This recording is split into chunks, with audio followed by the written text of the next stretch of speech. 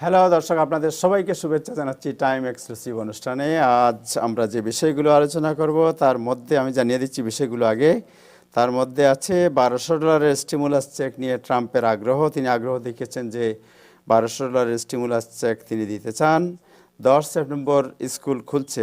School থেকে আনা এবং নেওয়া এ বিষয়ে অভিভাবক যারা আছেন তাদের করণীয় কর্তব্য কি, এই বিষয়টি আমরা আলোচনা করব।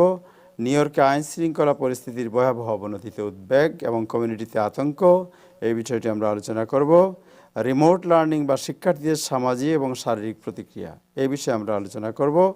আমরা আলোচনা করব যে শিশুরা যেভাবে গেমের মধ্যে যেভাবে এডিক্টেড হয়ে যায়, আসক্ত হয়ে যাচ্ছে, এই আসক্তি এবং এর প্রতিকার, এই বিষয়ে আমরা কথা বলবো।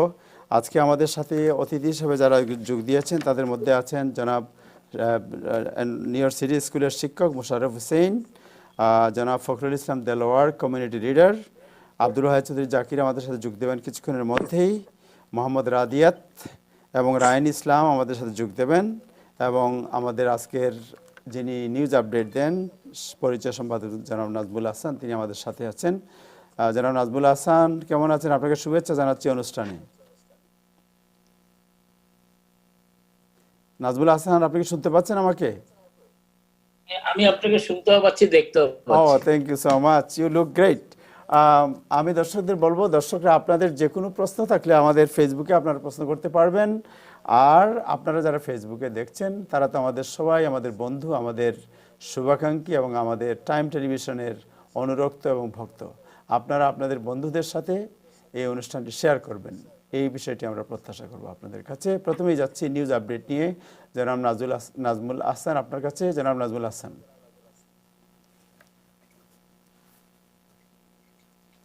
ধন্যবাদ তাহের, ধন্যবাদ সব প্যানেলিস্টদেরকে। আমি ফখরুল ইসলাম দেলোয়ারকে দেখতে পাচ্ছি, খুব তাজা মনে হচ্ছে তাকে আজকে, ভেরি ব্রাইট। এনিওয়ে, তার ফ্রেঞ্চ কাট দাড়িটা খুব সুন্দর লাগছে। Anyway, good. মানে people could react now very easily. Right. এবং চেহারা দেখে মনে হচ্ছে উনি বয়স 10 বছর কমিয়ে ফেলেছেন। Anyway, I wish I could do that, but thank you. দর্শকরা, মোটামুটি আজকের যে খবর মোটামুটি বেশ ভালোই বলতে পারবো, এখনো বলা যাচ্ছে। তবে ওই যে কথাটা তাইর একটু আগে বললেন যে অনেকেরই আগ্রহ, স্টিমুলাস চেক, আনএমপ্লয়মেন্ট, অফকোর্স আমাদের কমিউনিটিতে। শুধু আমরা এটা বললে ভুল করব যে এটা আমাদের কমিউনিটির আগ্রহ, আসলে তা নয়। এটা মোটামুটি আমেরিকার অনেকেরই বেশ আগ্রহ, অনেক কমিউনিটিতে এই বিষয়টা বেশ আলোচিত হচ্ছে।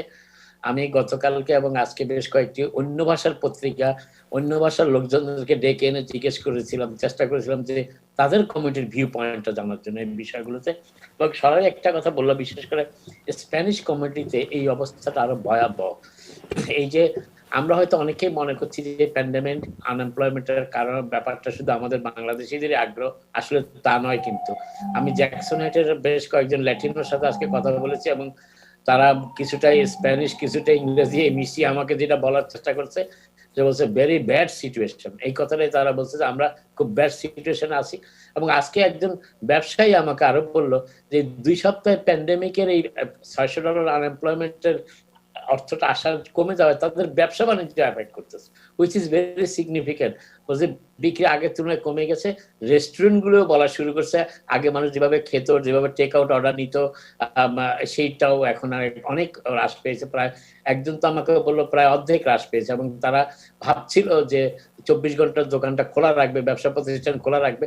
এখন তারা সেই সিদ্ধান্ত থেকে সরে আসছে এবং তারা রাত্রে 12টা কি 1টার পর আর খোলা রাখতে চাচ্ছে না। তার কারণ এই প্যান্ডেমিকের যে আনএমপ্লয়মেন্ট, যে $600 অতিরিক্ত আনএমপ্লয়মেন্টের বেনিফিটের কারণে মানুষের যে একটা আস্থার মনোভাব ছিল যে ইকোনমি ফিরে আসছে, আমরা একটু ভালো অবস্থায় যাচ্ছি, হঠাৎ করে সেটাতে একটা ছেদ পড়েছে। এবং এটার এফেক্ট আমাদের কমিউনিটি বিজনেস ব্যাপক। শুধু আমাদের কমিউনিটি নয়, আজকে আমি ল্যাটিনো কমিউনিটির সাথে কথা বলেছি, দেখেছি সেখানেও বিষয়টি ব্যাপক। তা সত্ত্বেও করোনা ভাইরাসের যে বিষয়টি পৃথিবীতে এখন সবচেয়ে বেশি আলোচিত, সংক্রমণের ব্যাপারটি, রেট অফ ইনফেকশন, সেদিক থেকে দেখতে গেলে নিউ ইয়র্ক স্টেট এবং নিউ ইয়র্ক সিটি অনেক ভালো অবস্থানে আছে। এবং আরেকটি বিষয় গুরুত্বপূর্ণ হয়ে দাঁড়াচ্ছে, সেটি হচ্ছে যে টেস্টিং। এই টেস্টিংটি ছিল আসলে করোনা ভাইরাসে আমাদের কমিউনিটি কিভাবে এফেক্টেড এবং কি কত বৃহৎ আকারে এফেক্টেড, কোথায় এটার উন্নতি হচ্ছে, কোথায় সংক্রমণ বাড়ছে, এইটা নির্ধারণের একটি প্রক্রিয়া ছিল এই টেস্টিং। সেখানেও একটু এফেক্ট হচ্ছে। এই জন্যই তার কারণ ট্রাম্প প্রশাসন চাচ্ছেন না খুব বেশি মানুষের টেস্টিং হোক, এবং যত বেশি টেস্টিং হয় তত বেশি হয়তো স্যাম্পলের কারণে হয়তো পজিটিভ চিহ্নিত করার বিষয়টি বেড়ে যাবে, যদিও রেট অফ ইনফেকশন হয়তো কমে আসবে কিন্তু পজিটিভের সংখ্যা বেড়ে যাবে। যেমন ধরুন আমি একটু যদি বোঝানোর চেষ্টা করি, ধরুন 50,000 লোকের টেস্ট করা হলে যদি সেখানে 500 জনকে পজিটিভ চিহ্নিত করা হয়, যদি 100,000কে টেস্ট করা হয় সেখানে যদি 800কে চিহ্নিত করা হয়, 500 থেকে 800 অনেক বড় ফিগার, সেটা অনেকের কাছে বেশি বড় হয়ে দেখা দেবে। সেই জন্য ট্রাম্প প্রশাসনের আগ্রহ হচ্ছে যত বেশি সংখ্যক কম টেস্ট করা যায়, পুল টেস্ট করা যায়, তার মাধ্যমে এই টেস্টিং এর ব্যাপারটি সেরে নেওয়া। কিন্তু সেটি নিউ ইয়র্ক একমাত্র ব্যতিক্রম সেখানে।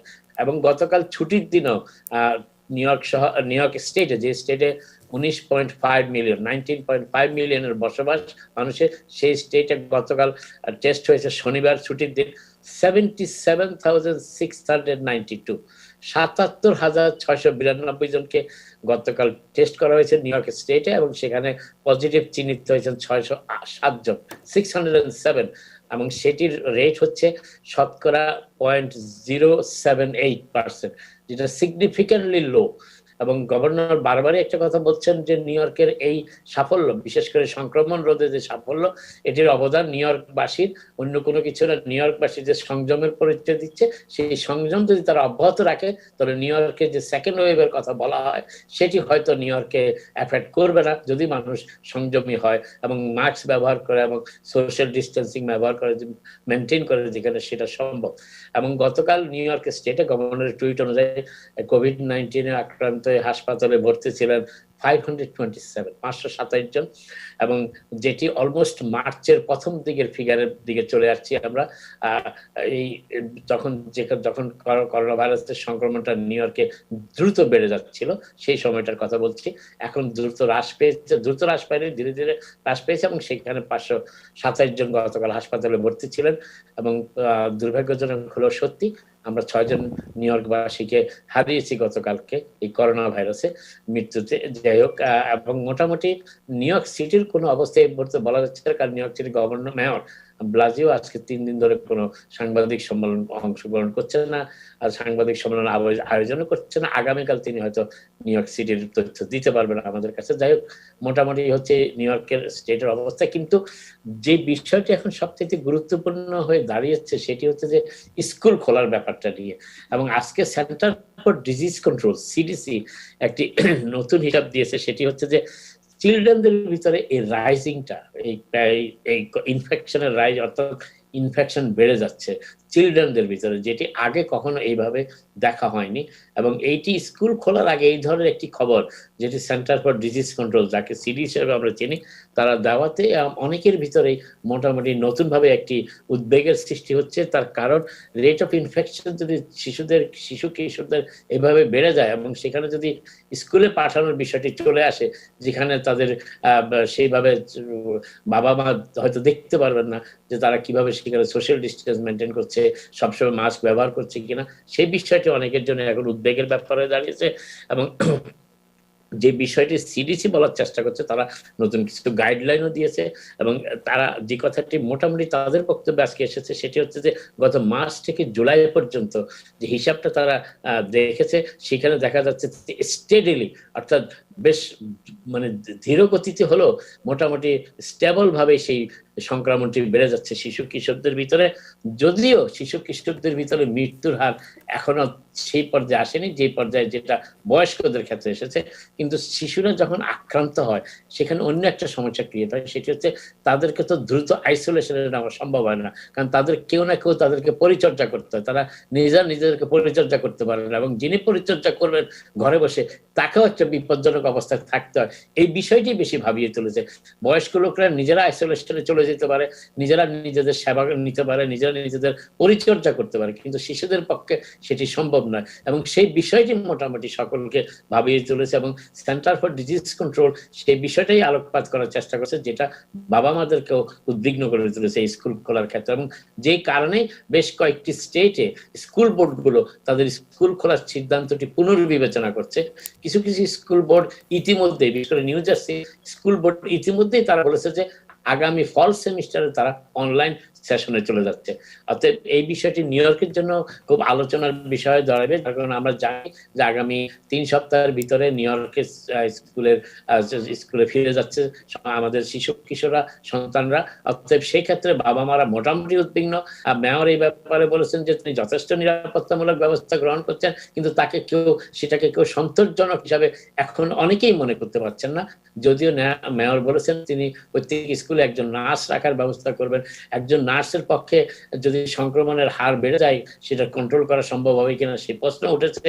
পাশাপাশি মেয়র এটাও আশ্বস্ত করার চেষ্টা করেছেন যদি দুর্ভাগ্যজনক ভাবে রেট অফ ইনফেকশন বেড়ে যায় তাহলে 3% উপরে গেলে স্কুল বন্ধ করে দেওয়া হবে, সেই বিষয়টি তিনি বলেছেন। তবে এটা পরিষ্কার করেনি যে স্কুলের এটা সন্তানদের শিশু কিশোরদের সংক্রমণ ধরা পড়বে সেই স্কুলই বন্ধ করবেন না সকল স্কুল বন্ধ করে দিবেন, সেই বিষয়টি অবশ্যই তিনি এখনো পরিষ্কার করেননি।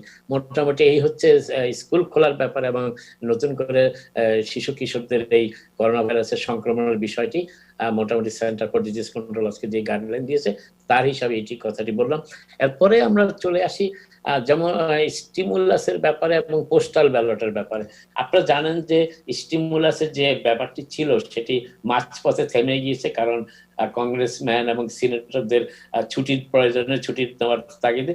কিন্তু সেই কংগ্রেসম্যানদের কি আবার স্পিকার ন্যান্সি পেলোসি ডেকে আনছেন এই পোস্টাল ব্যালটের ব্যাপারে যে সমস্যাটি ক্রিয়েট হয়েছে প্রেসিডেন্ট ট্রাম্পের বক্তব্যের পর এবং পোস্টাল জেনারেল যে ভূমিকাটি গ্রহণ করেছেন সেই কারণে এখন মোটামুটি ন্যান্সি পেলোসি খুবই তড়িৎ গতিতে হাউস সদস্যদের ওয়াশিংটনে ফিরিয়ে আনছেন এবং এই ব্যাপারে একটি বিল পাশ করার চেষ্টা করছেন, যেটাকে তিনি এই ব্যালট ভোট যেটাকে রক্ষা করার কথা বলছেন তিনি ব্যালটের মাধ্যমে, সেই বিষয়টির জন্য তিনি ডাকছেন। কিন্তু আমেরিকার এত মানুষ যে এই প্যান্ডেমিক আনএমপ্লয়মেন্টের বেনিফিট বন্ধ হয়ে যাবার পর স্টিমুলাস চেক আসার অনিশ্চয়তার পরে হতাশায় ভুগছিলেন, তখন কিন্তু এই জরুরি ভিত্তিতে তারা থেকেও যাননি এই বিলটি পাশ করানোর জন্য, বরং দুই পক্ষই এত অনমনীয় অবস্থানে গ্রহণ গিয়েছেন যেখানে প্রেসিডেন্ট ট্রাম্পকে একটু রাজনৈতিক সিদ্ধান্ত যে $400 সিদ্ধান্ত ঘোষণা করার মতো অবস্থায় ঠেলে দিয়েছিলেন,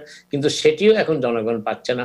অতএব মোটামুটি হতাশার মাঝখানে এই পোস্টাল ব্যালটের মাধ্যমে ভোট দেওয়ার প্রক্রিয়াটাকে টিকিয়ে রাখার জন্য যেই হাউসের অধিবেশন শুরু হচ্ছে এবং সেখানে একটি বিল পাস করার কথা ন্যান্সি পেলোসি বলেছেন পোস্টাল সার্ভিসকে রক্ষা করার জন্য। তবে এই ব্যাপারে যে কথাটি শোনা গিয়েছিল যে অনেকগুলো পোস্টাল বক্স সরিয়ে ফেলা হচ্ছে গতকাল এবং এর আগের দিন, কিন্তু আজকে হোয়াইট হাউসের chief of staff mark meadows বলেছেন এই ধরনের কোনো ঘটনা ঘটছে না এবং ঘটবেও না। এবং তিনি এটাও বলেছেন প্রেসিডেন্ট ট্রাম্পের পক্ষ হয়ে যে প্রেসিডেন্ট ট্রাম্প পোস্টাল ব্যালটে বাধা দিচ্ছেন না, বাধা একজন প্রেসিডেন্ট এই ধরনের কোনো বাধা দেনও না, দিবার চিন্তাও করছেন না। তিনি যেটা বলেছেন যে পোস্টাল ব্যালটের মাধ্যমে মেইল ব্যালটের মাধ্যমে অনেক জালিয়াতি হয়, অনেক ভুয়া লোক ব্যালট দিয়ে ভোট দিয়ে ফেলতে পারে যেখানে আইডেন্টিটির যাচাইয়ের কোনো ব্যাপার নাই, সেই বিষয়গুলোতে প্রেসিডেন্ট ট্রাম্প দৃষ্টি আকর্ষণ করার চেষ্টা করছেন। মার্ক মিডোজ সেই বিষয়টি পরিষ্কার করার চেষ্টা করেছেন আজকে। কিন্তু তা সত্ত্বেও অনেকেই এই পোস্টাল ডিপার্টমেন্টের সাথে এই নির্বাচনী প্রক্রিয়াকে সম্পৃক্ত করে ফেলার বিষয়ে ক্ষোভ প্রকাশ করেছেন, বিশেষ করে ডেমোক্রেটরা, এবং তারা বলেছেন যে এটি যুক্তরাষ্ট্রের গণতান্ত্রিক প্রক্রিয়াকে বানচাল করার জন্য প্রেসিডেন্ট ট্রাম্পের সর্বশেষ একটি উদ্যোগ। এরপরে আরেকটি বিষয় যেটি বলার ইচ্ছে হচ্ছে সেটি হচ্ছে যে আপনারা জানেন যে উইকেন্ড আসলেই নিউ ইয়র্ক এলাকার সিটি এলাকার অনেক মানুষ ভয়ে থাকেন উইকেন্ড আসলেই, কারণ গত কয়েক সপ্তাহ ধরে দেখা যাচ্ছে যে উইকেন্ডে নিউ ইয়র্কের সন্ত্রাসটা, গোলাগুলি, গুলিবর্ষণ, হামলা, তারপরে রাহাজানি, ছিনতাই, হত্যা এগুলো বেড়ে যায় উইকেন্ডে। এবং এই ধরনের একটি গত কয়েক সপ্তাহ ধরে উইকেন্ডে আমরা লক্ষ্য করছি আইন শৃঙ্খলা পরিস্থিতির চরম অবনতি। এবং মেয়র ব্লাজিও এই ব্যাপারে বরাবরই যে কথাটি বলার চেষ্টা করেন, তিনি কোর্ট সিস্টেমকে দায়ী করেন। তিনি বলেন যে পুলিশ ডিপার্টমেন্ট কাউকে গ্রেপ্তার করলো এই ব্যাপারে কিংবা কাউকে আইনের আদালত আইনের আশ্রয় নিয়ে আসলো, সেখানে তাকে নিয়ে আসা সম্ভব হয় না, তার কারণ কোর্টগুলো এখনো সচল হয়নি, এর ফলে তারা সেই কোনো ব্যবস্থা নিতে পারছেন না শাস্তিমূলক।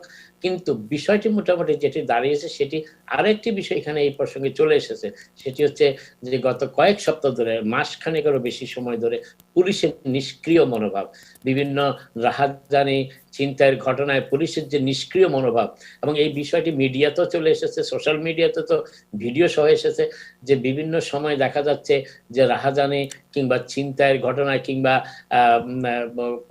কোনোখানে কোনো আক্রমণ কিংবা কোনো স্টোর কিংবা কোনো মানুষ আক্রান্ত হলে পুলিশ দূরে দাঁড়িয়ে নীরব দর্শকের ভূমিকা পালন করছে, শুধুমাত্র দাঁড়িয়ে থাকছে, তারা কোনো অ্যারেস্টও কাউকে করছে না তেমন ভাবে।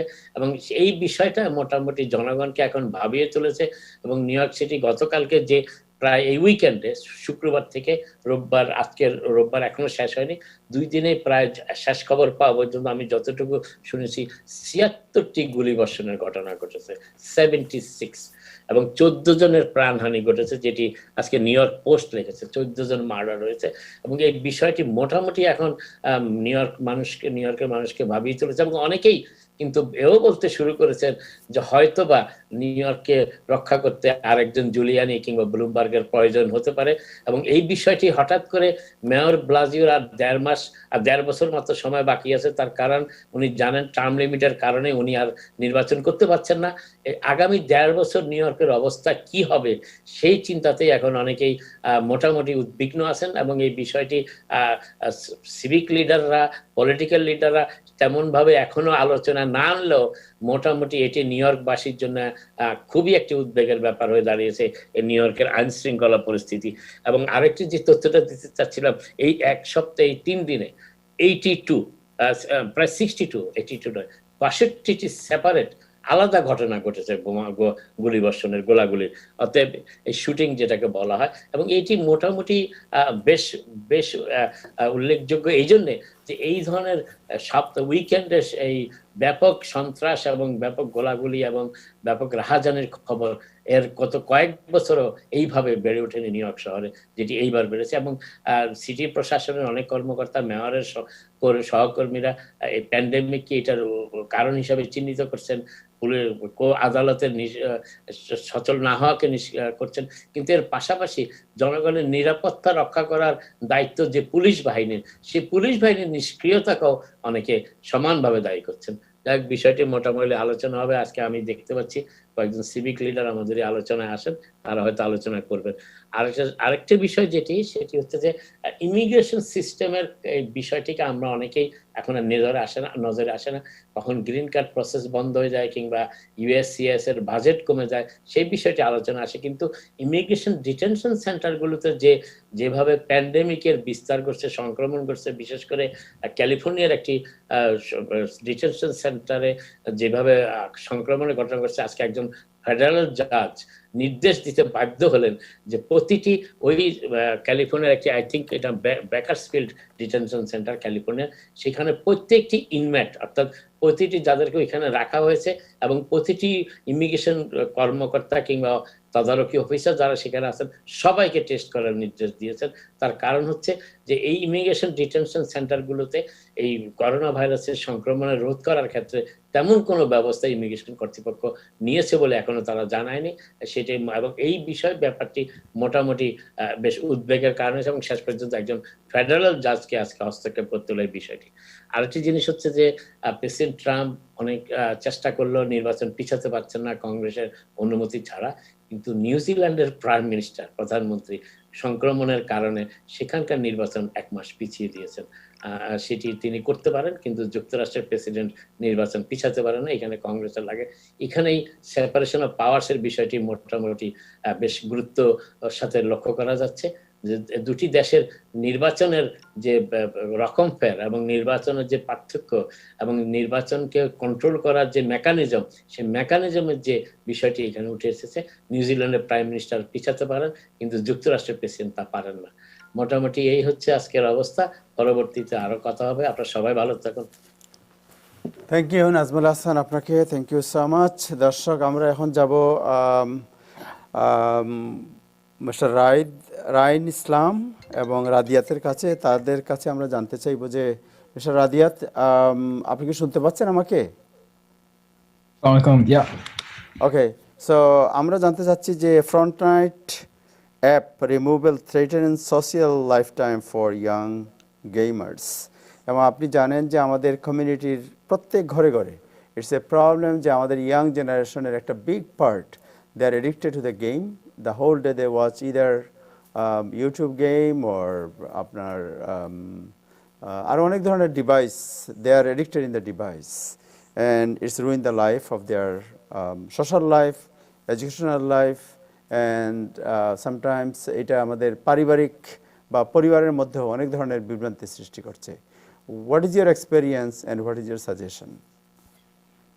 Okay, so my experience, যখন আমি ছোট ছিলাম, আমরা সবাই দুইটা জিনিস করছি, বাইরে খেলছি, basketball, football, রাস্তার ক্রিকেট খেলছি, right? তারপর যখন বাসায় গেলাম, অবশ্যই ভিডিও গেম খেলছি, টিভি দেখছি, whatever, right? সবকিছু করছি, ডাইভার্সিটি ছিল, একটা মিক্সচার ছিল, right? এখন তো যখন এই জিনিসটা আইফোন অথবা Android phone, iPad, fire tablet এসব জিনিস বের হয়েছে, সবাই, শুধু ছেলে না, মানে সবাই, সারা পৃথিবীর যা মানুষ ইন্টারনেট ছিল সবাই এই জিনিসটা মানে অ্যাডিক্টেড হয়ে গেল, রাইট? শুধু ছেলে না, সবাই। আমার একটা আঙ্কেল আছে, সারাদিন কাজ করে বসে, কিন্তু যখন বাসায় যায় ইমিডিয়েট হঠাৎ করে ট্যাবলেট খুলে আর বাংলা নাটক দেখে, মানে 5-6 ঘন্টার জন্য, রাইট? এই জিনিসটা সবাই করে, কিন্তু ছেলেদের জন্য মানে it's extra bad because at that age it's like a really important time for mental development, like you said, right? Up to people, some social development, mental development, right? All of that needs to start when kids are very young. So when kids start staying at home all the time, playing video games and like watching stuff on YouTube, it really hurts the ability to like socialize with people, right? নিজের সাথে, right, এসব জিনিস করে আর they don't see people face to face anymore, right? Only through the internet and through YouTube and like watching people play things, and it's all online, right?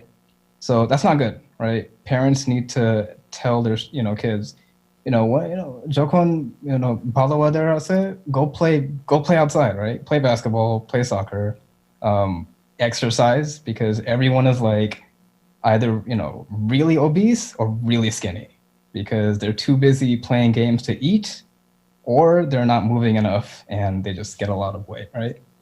Like Yes. me, I'm very skinny. I'm gonna mention that, right? Because I don't eat that much. And a lot of my friends, they eat a lot and play a lot of games and don't exercise at all, and they're huge. So it affects your health too, like physical health, right? Not just mental and social health. But so that's my experience and what I see happening, right? Okay, so any suggestion about any game, যে গেমগুলো খুব বেশি বাচ্চারা দেখে বা যে ধরনের device use করে, প্যারেন্টসরা কিভাবে তাদেরকে মনিটর করবে, এবং এমন কোনো কি গেম আছে যেটা সাজেস্ট করতে পারেন যে okay, compare to others this game is better, they can learn something? Yeah, there's a lot of games that you can actually play that help you learn like strategy and like basically all the things you need to learn to learn like logic, right? Like how to think, how to consider different options, which option is the best using math or using like probability theory, right? Shooting games might not. Yeah. Like shooting games are not that, right? Shooting games are like one kind of strategy. আপনি জানেন যে shooting game একটা big problem আমাদের কমিউনিটিতে। অনেকেই shooting game দেখে থাকে, তারপরে ভায়োলেন্ট অনেক শুটিং ছাড়াও ভায়োলেন্ট মারামারি হচ্ছে, একজন আরেকজনকে অ্যাটাক করছে, গাড়িতে বোম মারছে, এই ধরনের ভিডিও যেগুলো তারা দেখে, এর প্রতিক্রিয়া কি হতে পারে বলে আপনি মনে করেন, এবং এর বাইরে কি আছে যেটা দেখলে তারা জানতে পারবে ভালো জিনিস, মোটিভেট করবে তাদেরকে ভালোর দিকে? Yeah, so you have to do a lot of research on like what kinds of games are actually, one, they have to be fun, right? মানে ভালো হতে হবে, right? It can't be like a bad game because otherwise kids aren't going to play it. Two, there sometimes people play games for stories, right? So like যখন আমি চলছি আমি English শিখছি, right? English শিখছি গেমে দিয়ে, right? A lot of games have a lot of fun scripts, right? Like really good writing that tells a story, and it's a really good way to learn English for a lot of kids. And then But parents need to understand what those different kinds of games are. You can look up, Google korte parben, right? Strategy games or like intellectual games, right? Things like that. You can look it up and then like suggest, even like, kinte parben, right? আমার বাবা একটা game আমার জন্য ভুলে যেতে I'm forgetting right now, but he bought a really good game that was like he heard it from like his friend, which is really good and interesting, and it makes you think, right? It was a kind of game where you have to use your brain to think a lot about what the best option is in certain situations, and that thinking skill is really important for a child's like mental development. But the research has to happen. প্রথম research করতে হবে. You can't just like buy any random game, or you can't let your child do the research, right? Because they're just going to pick what all their friends are playing, right? And everyone's playing Fortnite. Like 5% of the world. Shout out পৃথিবীর 5% মানুষ Fortnite খেলে. 350 million people, right? And like, it's a huge game. Everyone plays it. সবাই Fortnite-এর ভিতরে socialize করে, মানে বন্ধুর সাথে কথা বলে Fortnite-এর ভিতরে, or that's good because এখন রোনার মধ্যে সবাই বাসায় থাকতেছে আর কিছু করতেছে না, শুধু লাইক বন্ধুর সাথে কথা বলতেছে এভাবে যেভাবে Fortnite-এর ভিতরে বন্ধুর সাথে কথা বলতে পারে. That's like okay, it's good because kids need a way to see to like talk to their friends, but there has to be a balance, right? You can't just 10 ঘন্টা একদিন খেলতে পারবে না, right? That's not, especially a shooting game. It's like way too much, but there's lots of games that allow social interaction that aren't shooting games. You just have to look it up on Google, and it depends on what kinds of things your children like. Radiat, there's like literally millions of games out there. yes, Radiat. So you have also a learning center tutorial. যদি কারো কোনো help দরকার হয়, what kind of help you can, or what kind of service you can provide? For us, number one, we mainly help with like college applications and like the essay writing. That's like the most important thing. But the secondary thing we do is basically teach kids that it's important to eat well, sleep well, balance your time. যখন আমি high স্কুলে ছিলাম, 9টার সময় অথবা মানে এসে নামাজ পড়ে, right? I went to sleep immediately, and then 6টার সময় অথবা ফজরের সময় উঠছি. I got a lot of sleep, and that kept my brain fresh, right? And then I didn't have to like, study as hard to do well on exams because my brain was okay. Because I was eating okay, I was sleeping okay. A lot of students 3 ঘন্টা 4 ঘন্টা ঘুম পায়, কিভাবে ভালো করবে লেখাপড়া, right? Like how is that possible? Yeah, it's like a mix of playing video games and just staying up at night, right?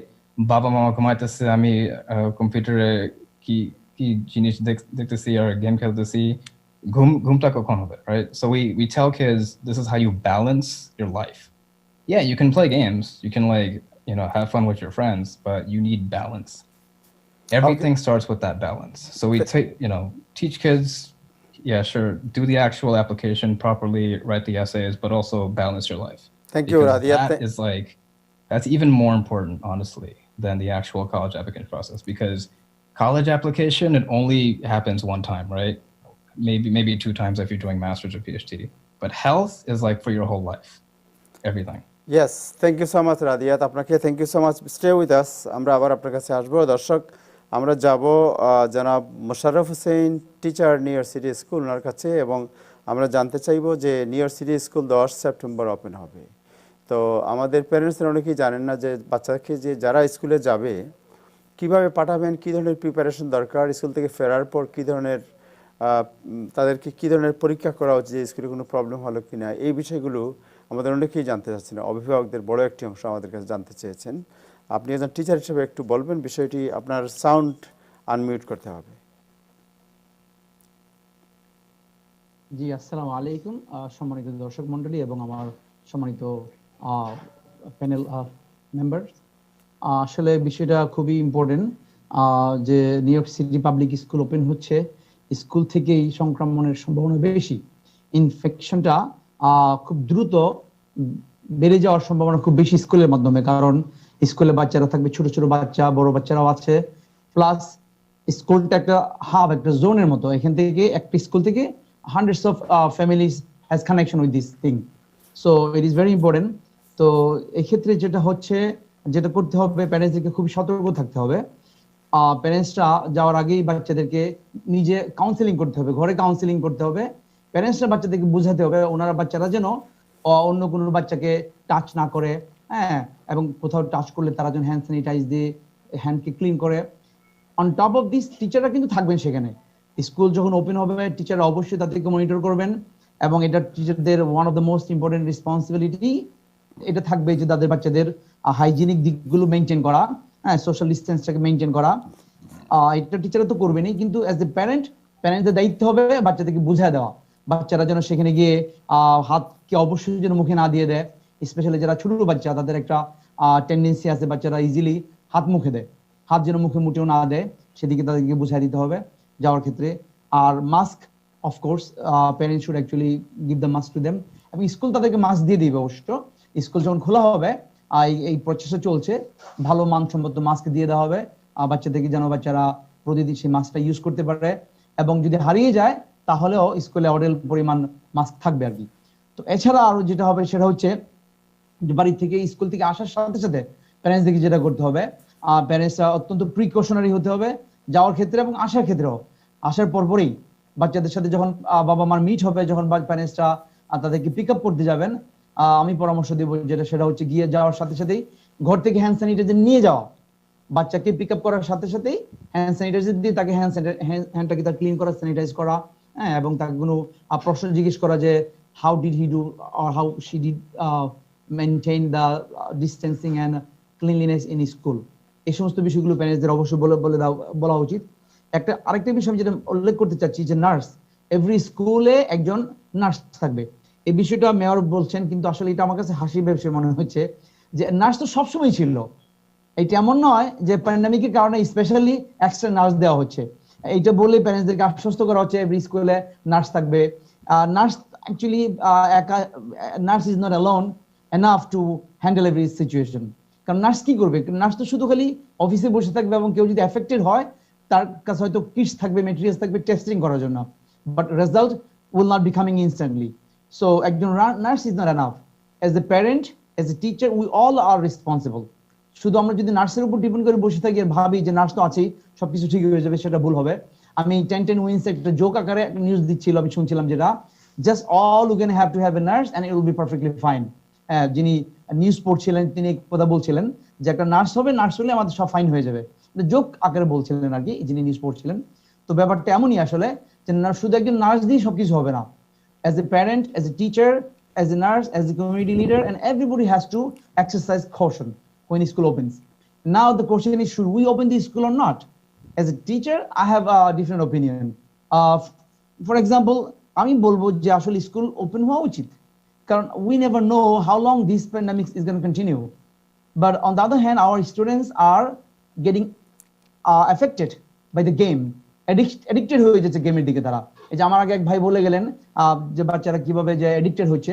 Already দীর্ঘদিন বন্ধ থাকার কারণে, প্যান্ডামিক্সের কারণে আগে থেকেই তারা গেমে অভ্যস্ত হয়ে গেল, এবং সামার চলে গেল। সামারকালীন অবস্থায় অনেকেরই সামার স্কুল ছিল না। বাচ্চারা এত এফেক্টেড হয়েছে, এত অ্যাডিক্টেড হয়েছে গেমের দিকে, যে তাদেরকে ছোটানোই যাচ্ছে না। ইভেন ছোট ছোট বাচ্চাগুলো, হ্যাঁ, তাদেরকে ফোন ছাড়া, ডিভাইস ছাড়া রাখাই যাচ্ছে না। সো আমি ভাবছি, যে মনে করছি যে স্কুল যখন ওপেন হবে, বাচ্চাদেরকে অবশ্যই স্কুলে পাঠানো উচিত। ইন পার্সন স্কুলটা আমি প্রিফার করি। Yes, we have to be very conscious about it, about the getting infected, but I prefer going in person, because they're not going every single day. They're going only 2 days in a week or 3 days in a week. তারা যারা in person, যারা যে সমস্ত প্যারেন্টসরা sign up করছেন in person class করার জন্য, তারা in person গেলেও মাত্র only 2 days or 3 days in a week যাবে। অল্টারনেট হবে, 1 week তারা যাবে 2 দিন, নেক্সট উইক এই বাচ্চারা যাবে 3 দিন, এভাবে যাবে। So ultimately they are actually doing also remote schooling, part of the time remote schooling and part of the time blended learning at school. Okay, so আমি যেটা বলবো আর কি, যে ইন পার্সন গেলে পরে যেটা হবে, যেটা বেনিফিট, যেটা আর কি, আমি I advocate for my own children. I have 3 children. I have first grader, I have 8th grader, 9th grader, and also I have 11 graders. So all of them are going in person. আমি as a parent এবং as a teacher আমি যেটা support করি সেটা হচ্ছে যে in person স্কুলে যাক বাচ্চারা, কেননা এদের ইমপ্রুভমেন্ট মোটেও হচ্ছে না, ঘরে বসে রিমোট লার্নিং যখন হয় মোটেও হচ্ছে না।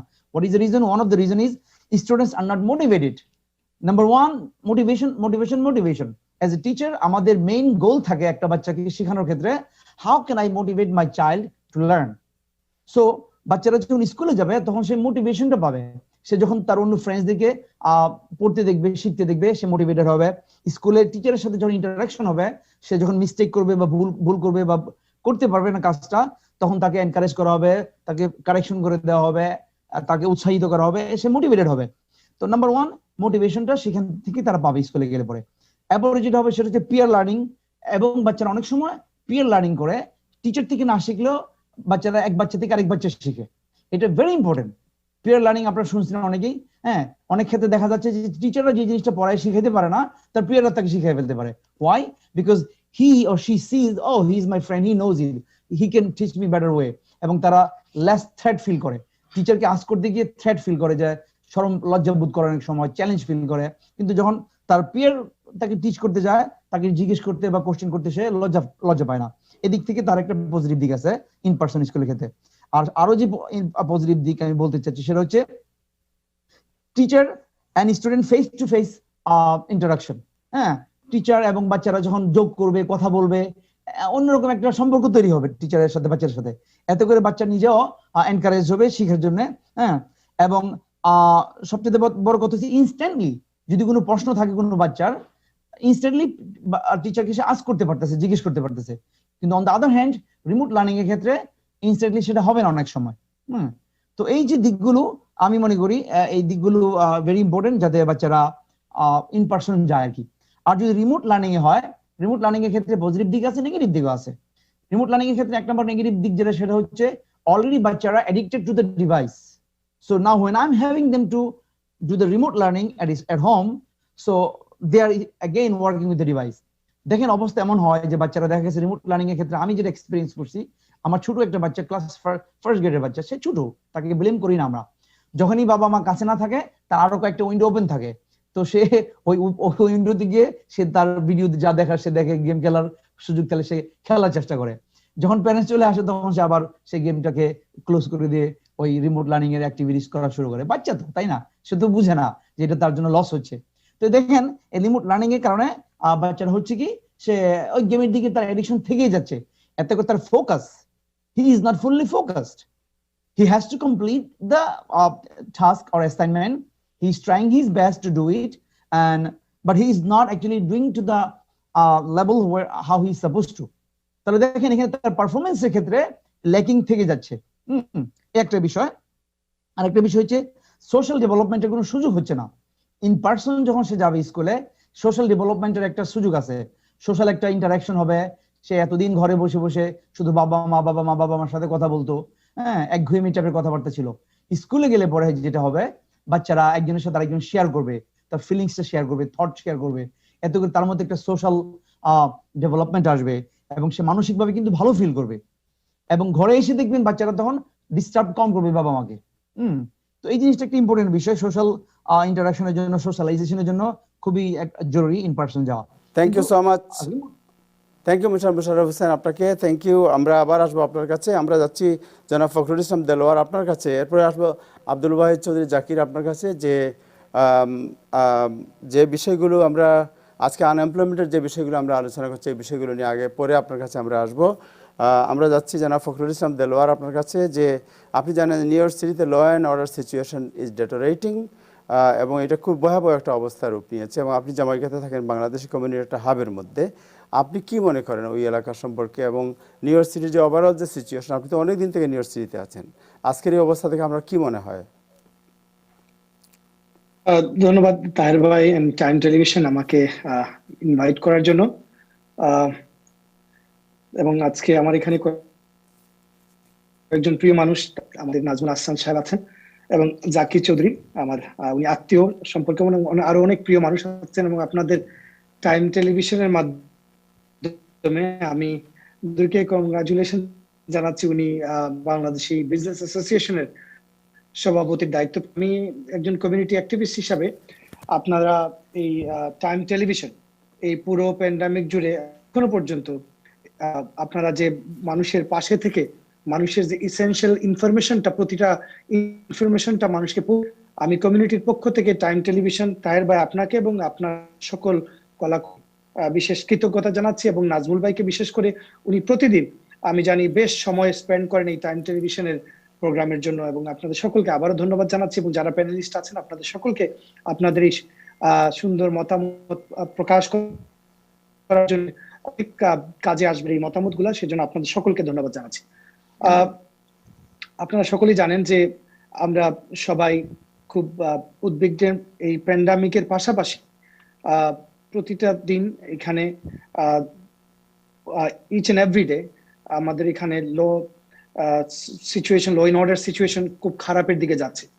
এবং আমি মনে করি যে থ্রু আউট নিউ ইয়র্ক সিটির সবাই খুব উদ্বেগের মধ্যে আছেন যে হোয়াট ইজ হ্যাপেনিং। তো আই ডোন্ট নো এক্স্যাক্টলি যে মানে আমরা ডিসকানেক্ট হয়ে, মানে এই পুলিশ প্রশাসন এবং মানুষের মধ্যে কেমন একটা ডিসকানেক্ট হয়ে যাচ্ছে। আগে যেখানে যে রেসপন্ডিং টাইম ছিল, যে একটা কোনো ঘটনা ঘটলে 911 ফোন করলে যেরকম যে রেসপন্স আমরা পেতাম, সেটা এখন আমরা সেরকম পাচ্ছি না।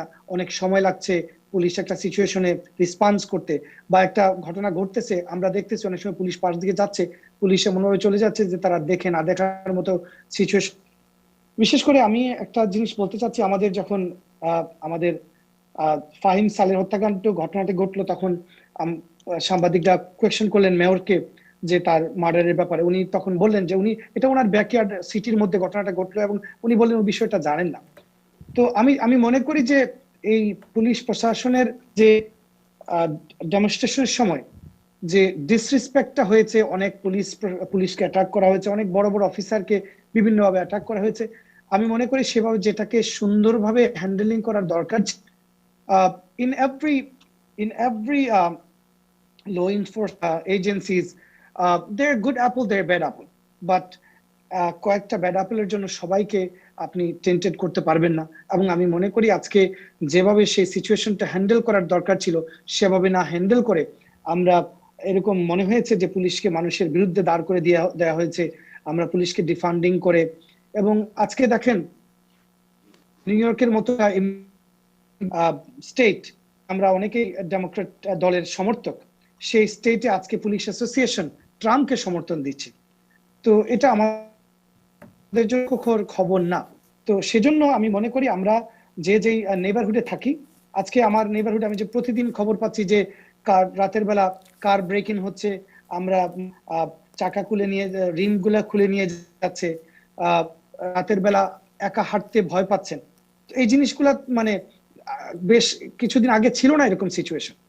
আজকে যদি আপনি স্ট্যাটিস্টিক দেখেন যে 2019 পুরো সাল ধরে এত মানুষ ওয়াজ নট মার্ডার্ড, আজকে এই অগাস্ট মাস আসার পর্যন্ত যতটা ক্রাইম রেটস আপ হয়েছে, গত পুরো বছর জুড়ে এরকম সিচুয়েশনটা ছিল না।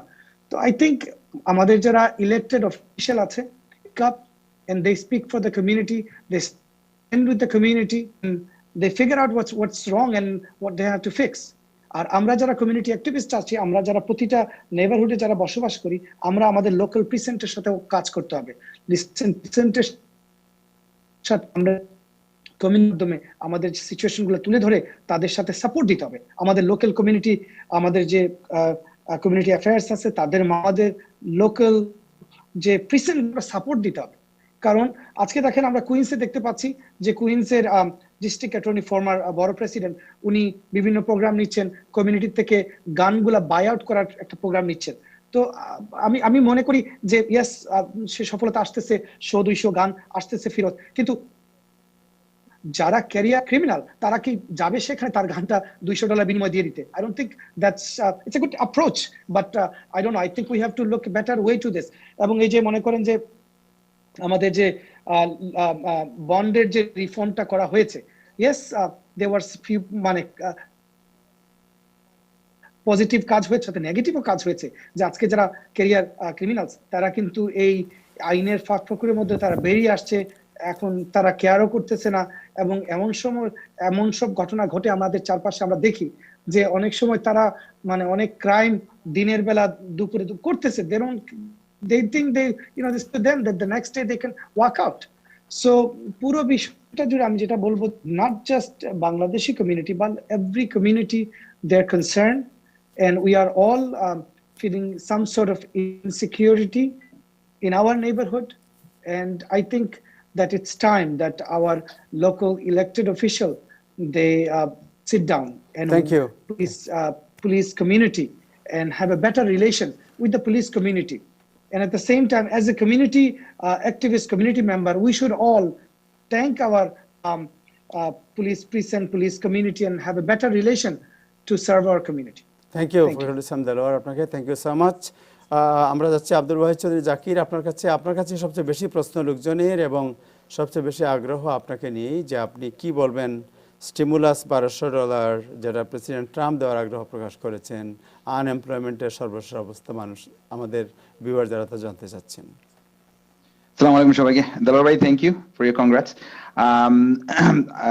আমি এই ইকোনমিক জিনিসগুলোতে আসার আগে আমি আমার ছোট ভাই অনেকক্ষণ কথা বলছে বাচ্চাদেরকে নিয়ে। I don't know if you have kids, but he doesn't have kids. That's why it was so easy for you to say. So one thing আমি just তোমার এই কনভারসেশনে আমি শুধু অ্যাড করতে যাচ্ছি যে yes, we আমাদের বাচ্চারা অনেক ভিডিও গেম খেলতেছে। I can say that I have 2 kids. আমাদের বাচ্চারা অনেক ভিডিও গেম খেলতেছে এবং অনেক সোশ্যাল মিডিয়া অথবা আইপ্যাড এগুলোতে ইউজ করতেছে। But let me ask you one question. Kids, let me tell you one thing, that kids always follow who their idol is, right? আপনারা যদি দেখেন, আপনি যদি একটা রেস্টুরেন্টে যান, এখন আপনি একটা অফিসে যান, দেখুন আমাদের ভাই বোনদের হাতে হাতে অলওয়েজ একটা ফোন থাকে এবং ওনারা এইভাবে আছে, every single person. এবং I guarantee you বাসায়ও আমরা ইনক্লুডিং আমরা সেম থিং করি কিন্তু। So what do you expect? আপনি তো আপনাদের বাচ্চাদেরকে সময় দিচ্ছেন না। আমাদের বাচ্চাদেরকে যদি সময় আমরা না দিই তাইলে কিন্তু এটা হবে। সো বাচ্চারা তখন দেখছে যে আপনি আইপ্যাডে আছেন, আপনি ফোনে আছেন, ওরা তো এটা এক্সপেক্ট করবেই। So with the solution to this is not that okay, give him a better googling system, tell them to go to basketball. Yes, that's the solution, but আপনি নিজেও ওদের সাথে যাইতে হবে, নিজেও সাথে দৌড়াদৌড়ি করতে হবে, নিজেও ওদের সাথে বসতে হবে। একটা আপনি সপ্তাহে অ্যাটলিস্ট 1-2বার ডিনারে এসে ওদের সাথে কমিউনিকেট করতে হবে। আর আমাদের জেনারেশন যে একটা গ্যাপ আছে, এখানে বেশিরভাগ ফ্যামিলির মনে করেন ফার্স্ট জেনারেশন, যারা হয়তো বা ইংলিশও ভালো করে বলতে পারতেছে না, এবং আপনার বাচ্চারা বাংলা ভালো করে বলতে পারতেছে না। তো আপনি যদি এদের সাথে কন্টিনিউয়াস কমিউনিকেশন না করেন, তখন কি হবে? আপনি ওকে বলবেন তুই ভাবে প্যান্ট কিনছিস কেন, তুই ভাবে জুতা পরতেছিস কেন, আমার বাবা আমাকে এইটা করছে। আপনার বাবা ছিল গ্রামে, এখন ওর বাবা হলো আমেরিকা, এর ডিফারেন্স আছে। So these are the things that I think we should keep that in mind. আর বাচ্চাদের সাথে আমি মনে করি, I work with lot of kids with different youth programs. বাচ্চাদের সাথে we have to be friendly with them instead of shouting and so on and so forth. So I think that's one thing I just wanted to add with Radiat's beautiful advice. Thank you. As far as unemployment issues and so on and so forth, আসলে unemployment এ যে টাকা পয়সা 600, 400, 300 এগুলো back end fourth আসতেছে, because Republican এবং Democrats ওরা obviously একসাথে আসতে পারতেছেন না। কারণ ডেমোক্রেটসরা চাচ্ছেন যে স্টেট এবং লোকালে মেইনলি ফান্ডিংটা থাকুক, রিপাবলিকানরা ওইটা চাচ্ছেন না। সো ডেমোক্রেটরা কিছু যদিও ডেমোক্রেটস এবং রিপাবলিকানস বোথ এগ্রিড দ্যাট, মনে করেন যে $1200 যে স্টিমুলাস প্যাকেজ মোটামুটি এগ্রি হয়েছে, পিপিপির যে লোন সেকেন্ড রাউন্ড এটাতে এগ্রি হয়েছেন, বাট উনারা চাচ্ছেন না যে টার্গেটেড ভাবে একটা পাস হোক, কারণ তাইলে নেক্সট টাইম আবার যখন আরেক বিলগুলো নিয়ে বসতে হবে তখন is going to be a whole another couple of months again. So এর জন্য এটা একটু ডিলে হচ্ছে। বাট যেটা শোনা যাচ্ছে যে কাল পরশুর মধ্যে হয়তো রিপাবলিকান বলছে উই আর ওকে উইথ 1200, এখন ডেমোক্রেটসরা যদি একটু সফট হয়ে এখানে বলে যে ওকে ঠিক আছে, before we go into the vacation আমরা এটা পাস করে দেবো, তাহলে $1200 হয়তো একটু এক্সপার্টাইট হবে। এখন আনএমপ্লয়মেন্টের যে বিষয়টা, অনেক ভাই বোনদের দেখতেছি কোয়েশ্চেন আছে। আনএমপ্লয়মেন্টের যে বিষয়টা, বেসিকলি এখানে $44 বিলিয়ন আছে আন্ডার ট্রাম্পের অ্যাক্টে, যেটা লাস্ট করবে around $300 for 40 about 6 weeks. So এটা একটা ব্যান্ড-এইড, রাইট? সো এখন যেটা ওরা এড করছে এই ক্লোজের মধ্যে, ট্রাম্পের যে এক্সিকিউটিভ অর্ডার মধ্যে, যে স্টেট যদি এই টাকা, ওদের যে 100 টাকা আছে, যে 400 টাকার মধ্যে 100 টাকা কিন্তু স্টেটের, ওই যে 100 টাকাটা আছে ওইটা যদি স্টেট নাও দিতে চায় তাও ফাইন, তাহলে ওনারা এই 300 টাকা দিবে, এবং স্টেটের যেটা কাজ হবে যে এটা ডিস্ট্রিবিউশন করার জন্য। তো যেটা হয়েছে যে অনেক স্টেট বলছে ভাই তুমি যদি আমাকে আমার 100 টাকা দিতে চাও, আমি এটা বার্ডেন, তোমার 300 টাকা দরকার নেই। এখন so basically what's happening is এই 300 টাকাটা অ্যাটলিস্ট আসবে, এবং এটা রিট্রোস্পেক্টিভ করছে ওরা from August 1st। So August 1st থেকে আপনি দিবে, হয়তো বা আগামী 3 থেকে 4 সপ্তাহের মধ্যে এই টাকাটা বের হওয়া শুরু হবে, যদি কোনো ধরনের মানে কেস এগেইনস্ট না আসে। যদিও ডেমোক্রেটরা বলছে যে রিপাবলিকানদেরকে সরি ট্রাম্পকে এটাতে ওনারা কিছু বলবে না, বাট স্টেট থেকে হয়তো বা কোনো যদি কোনো পিছন টান থাকে তাহলে ওরা কেস করতে পারে সুপ্রিম কোর্টে। So will see how that goes. Unemployment rate, the good news is unemployment rate has gone down this week significantly, which is a good news in the sense that at least যেটা বোঝা যাচ্ছে যে বেশিরভাগ লোক already unemployed যেটা আছে, এটা rate of rising is going down. So this is actually good news, a good sign for the economy for now. One of the things that everybody's discussing also, I don't know if you guys are following, about 20% of the kids that in the United States are not having food in their table every day. Which is very surprising. Not all the time, but sometime in the when they're not having food. So এটা নিয়ে অনেকগুলো discussion হচ্ছে, emergency relief এই সেই এটা। So আমরা যেন মনে করতেছি আগামী কিছুদিন হয়তোবা মানে some more changes may be coming on this HEAL Act or HEROES Act, and maybe a new act, new policy is going to come up and go from there. Thank you Zakir, আপনাকে thank you so much. আমি জনাব নাজমুল হাসান আপনার কাছে যাচ্ছি যে unemployment এবং অন্যান্য যে বিষয়গুলো নিয়ে আলোচনা হলো, আমাদের সময়ও কমে গেছে। Do you have anything to say or any update? না, আমার তখন কোনো আপডেট নাই। আমি everything is there is no নতুন avenue in any side about unemployment এবং stimulus. There is no new news, is all politics. আপনার কি মনে হয় আগামীকাল কোনো কিছু হওয়ার সম্ভাবনা আছে? হ্যাঁ, আগামীকাল সোমবার কোনো ডেভেলপমেন্ট হওয়ার সম্ভাবনা আছে বলে মনে হয় আপনার? তার কারণটা হচ্ছে এটা যে দুই পক্ষই এটাকে রাজনীতিতে নিয়ে এসেছে। Unfortunately that is the truth.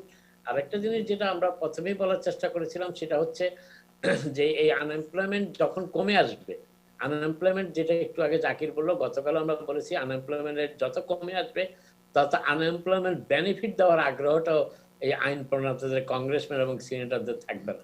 এবং ন্যান্সি পেলোসি একটা কথা আগেই বলেছে যে উনি এই $600 যে আনএমপ্লয়মেন্ট বেনিফিটের ব্যাপারে উনি বেশ চাপাচাপি করতেছিলেন, সেখানে তিনি একটু নরম হয়েছিলেন এই কথা বলে যদি আনএমপ্লয়মেন্টের রেট কমে যায় তাহলে সেটাও ওই $600টাও কমিয়ে দেওয়া সম্ভব। এখন রিপাবলিকানদের কাছে একটা অস্ত্র এসে গেল, কারণ এই আনএমপ্লয়মেন্ট রেট কমে যাচ্ছে, অতএব লোকদেরকে আর আনএমপ্লয়মেন্ট দেবার আগ্রহটা তাদের সেভাবে থাকবে না। তবে তো এটা স্টেট বাই স্টেট ভ্যারি করে, এবং আনএমপ্লয়মেন্ট যত কমবে তত আনএমপ্লয়মেন্ট, এক্সট্রা আনএমপ্লয়মেন্ট দেওয়ার চাপটাও এই প্রশাসন কিংবা আইন প্রণেতাদের থাকবে না, সেটাও কিন্তু বাস্তব সত্য। আর যে জিনিসটা মোটামুটি উল্লেখযোগ্য আমাদের কমিউনিটিতে, সেটা হচ্ছে আমাদের কমিউনিটি বিজনেসের যে অবস্থা, কমিউনিটি বিজনেসের যে এবং কমিউনিটিতে যে এমপ্লয়মেন্ট জেনারেশনের যে ব্যাপারগুলো, এগুলি কিন্তু খুব মিসিং। এগুলো আমাদের কমিউনিটিতে কেউ আলোচনা করে না, আমাদের কমিউনিটিকে সাপোর্টিং ইভেন্ট গুলো কেউ করে না। কারণ এখানে আরেকটা জিনিস, আমি যেটা একটু আগে যে টিচার যে কথাটি বললেন যে প্যারেন্টাল গাইডেন্সটা খুব দরকার স্কুলের বাচ্চাদের ফিরিয়ে নেওয়ার জন্য। আপনি যদি আপনার স্কুলের বাচ্চাকে দিতে নাও চান, কেন দিতে চান না সেই কথাটাও তো আরেকজনের সাথে পরামর্শ করা উচিত, গুড জিনিস বেরিয়ে আসা উচিত। আমরা সবাই একটা স্ট্যাটাস কোতে বিশ্বাস করি, আমরা কেউ চেঞ্জকে মেনে নিতে পারি না, পরিবর্তনকে মেনে নিতে পারি না। 2 সপ্তাহের আনএমপ্লয়মেন্ট বেনিফিট পান নাই, দোকানের ব্যবসা কমে যাচ্ছে। So this is really, this things are significant. এগুলো আমাদেরকে আলোচনায় আনতে হবে কমিউনিটি লিডারদের। এখন আমাদের সময় নাই অন্য কিছু, এখন আমাদের ভিতরে কমিউনিটিতে কি দেখি, নতুন একটা ক্রেজ। তাহের এই কথাটা আমি একটু বলি, নতুন একটা ক্রেজ শুরু হয়েছে ফুড ডিস্ট্রিবিউশন। এই কংগ্রেসম্যান, অ্যাসেম্বলিম্যানরা কিছু ফান্ড পায়, এগুলি এদের খরচ করতে হবে। আমি একটা ঘটনার কথা আপনাদেরকে বলি, অবাক হয়ে যাবেন। একজন কংগ্রেসম্যান, আমি নাম বলছি না, ওনার কিছু টাকা বেঁচে গেছে, ওনাকে এখন শো করতে হবে ওয়াশিংটনে গিয়ে যে আমি তো দিয়েছি। উনি এক গ্রুপকে বললেন যে তোমরা যা পারো, $5,000 দিয়ে বললেন যে তোমরা যা পারো ডিস্ট্রিবিউট করো, খালি 2-4টা ছবি আমার দরকার ডিস্ট্রিবিউট। এখন ওরা করলো কি, এই চাইল্ড ডাইল কিনে এগুলি খরচ করে ফেললো। এখন কি লোকে চাইল্ড ডাইল কেনার দরকার? এই যে 5,000 টাকা যেভাবে নষ্ট করা হলো একটা দেখানোর জন্য, ছবি তোলার জন্য, ফেসবুক লাইভ দেওয়ার জন্য, আমাদের কমিটি কি সেটা ভেরি ইম্পর্টেন্ট? অথচ এই 5,000 টাকা দিয়ে অন্যভাবে বেটার হেল্প করা যেতে পারে। আমি জানি অনেক মানুষ, অনেক বিশেষ করে যাদের এদেশে কাগজপত্রে দে আর ইন সিরিয়াস ট্রাবল, তারা সিরিয়াস ট্রাবল। এরা আগে ভালো প্রফেশনে ছিল, লজ্জায় এখন মানুষের কাছে চাইতেও পারে না। কিন্তু এই বিষয়টা তো আমরা কেউ দেখি না। কোনোভাবেই হোক, জ্যাকসনের মোড়ে হোক, জামাইকার মোড়ে হোক, বড় বড় ফুড বাক্সের ভিতরে এত বড় বাক্স দেখলে মনে হবে যে 3 জন লাগবে নিতে, কিন্তু খুললে পাওয়া যাবে ওইখানে 3 পাউন্ডের জিনিসও নাই। তো এই বিষয়গুলো আমাদেরকে সামনে নিয়ে আসা উচিত, যে আমাদের এই শো আপ মেন্টালিটি প্যান্ডেমিক আমাদেরকে শিক্ষাটা দিতে পারলো না। এবং আরেকটা জিনিস আমাদের প্যান্ডেমিকে আমাদেরকে শিখাই নাই, যেটা আমি এখন দেখছি, যে আমরা ডেমোক্রেটিক সোসাইটিতে থাকি, আমরা ডোনাল্ড ট্রাম্পকে গালি দিতে পারি, কিন্তু আমাদের এখানে যদি একজন তার ক্ষোভ প্রকাশ করে তার উপর আমাদের ঝাঁপিয়ে পড়তে হবে। এই যে বিষয়টা, আমরা ডেমোক্রেসি চর্চা করি, আমরা বলি আমরা ডেমোক্রেটিক পার্টির লোক এবং আমরা ডেমোক্রেটিক মেন্টালিটির লোক, কিন্তু যখনই একজন আমার মতের বিরুদ্ধে কিছু বলবে তার উপর আমাদের ঝাঁপিয়ে পড়তে হবে।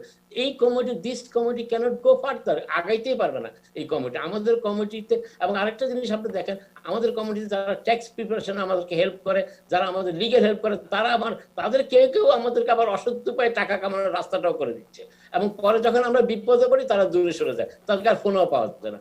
এই যে বিষয়গুলো, এগুলো নিয়ে আমাদের রিয়েলি আলোচনা করা উচিত। আমাদের কমিটি অ্যাক্টিভিস্টরা আছে, আমরা অনেকেই চিনি, কিন্তু আলটিমেটলি আমরা আমাদের কমিটির যে জিনিসটা প্রয়োজন, we do not realize this thing. জি, রিয়েলাইজেশনটা আমাদের thank you Nazmul Hasan, painful realization আসা উচিত। থ্যাংক ইউ নাজমুল ভাই, আপনাকে thank you so much. Sorry, Riyad Islam, Radiat, sorry Radiat, আপনি কি কিছু বলবেন? 30 seconds, you have 30 seconds. Yeah, I'll just say I completely agree with Brother Chaudhry Shab. Like that was, yeah, I'm not a parent, so I can't speak as a parent, but yeah, be friendly to your kids. That's good. Don't yell at your kids. And I'll just say that was just an addition to what you just said. So what you just said is perfectly correct. Yeah, thank you for that. And I'll say, yeah, I forgot to mention again the name of our program. It's called Radiant Futures. And you can find it on radiantfutures.com if you're interested. RADIANTFUTURES.com. Thank you so much. Mr. Musharraf Hussain, 30 second কিছু বলবেন আর latest? যে আপনার sound unmute করতে হবে। 30 second আপনার, 30 second. Mayor determine যে উনি school খুলবেনই, তো সেই ক্ষেত্রে আমাদের অ্যাজ এ প্যারেন্ট আমাদের চয়েস আছে, আমরা যদি চাই ইন পার্সনও পাঠাতে পারি, আর যদি চাই তাহলে রিমোট স্কুলিংও করতে পারি। This up to us, but if we send children to the school we must exercise precaution very well and make sure that once the child comes back from school we give him shower. That is the best way of doing it. Thank you. Mr. Fakhrul Islam Delwar, 30 second, আমাদের সময় একদম শেষ। Thanks to all the panelists. It's great to be with you all. আমি just একটা কথা request করব as a community activist, যে সবাই যেন আমরা রাইট সোর্স থেকে আমরা ইনফরমেশন গুলো আমরা গ্যাদার করি। আমরা এখন আমাদের কমিটির সবাই সব ধরনের ইনফরমেশন সবাইকে দেওয়া শুরু করছে। We should get the right information from the right source.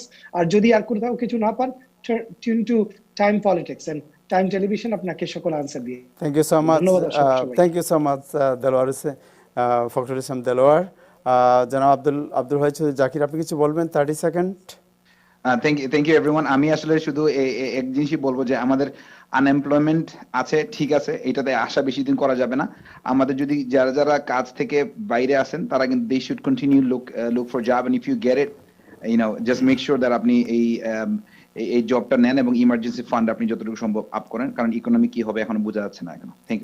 Thank you so much, thank you Radiat, Mohammad Radiat আপনাকে, থ্যাংক ইউ জনাব মুশাররফ হোসেন, থ্যাংক ইউ জনাব নাজমুল হাসান, থ্যাংক ইউ আব্দুল ওয়াহিদ চৌধুরী জাকির, এবং থ্যাংক ইউ ফখরুল ইসলাম দেলোয়ার আপনাকে আজকের এই সময় দেওয়ার জন্য। দর্শক, আজকে এ পর্যন্তই, আগামীকাল আবার দেখা হবে। সবাই ভালো থাকবেন, খোদা হাফেজ।